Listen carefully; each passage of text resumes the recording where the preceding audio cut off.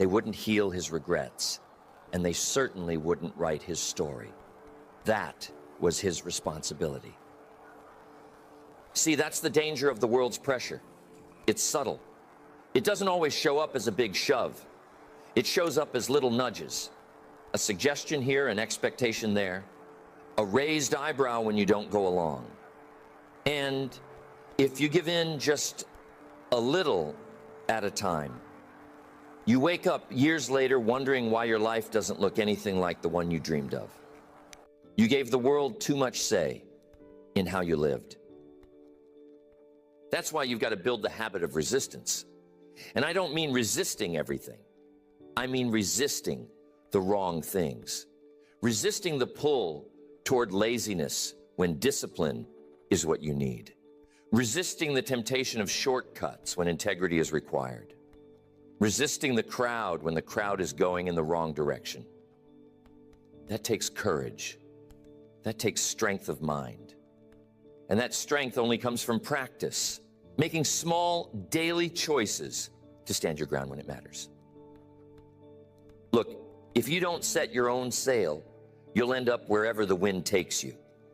The world has 1,000 winds trying to blow you somewhere.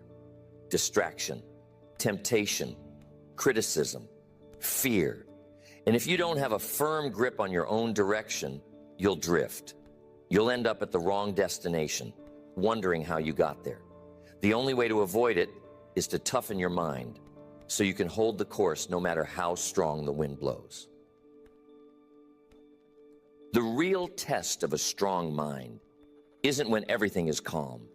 It's when the pressure is the highest.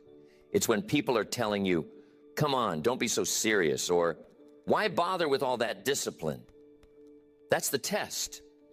And if you can stand there, steady, unmoved, and still live by your principles, that's when you know you've built something solid inside. That's the kind of strength the world cannot break.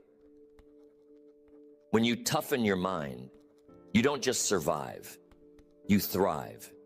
You're no longer pushed around by circumstances, or swayed by every opinion, or broken down by every setback.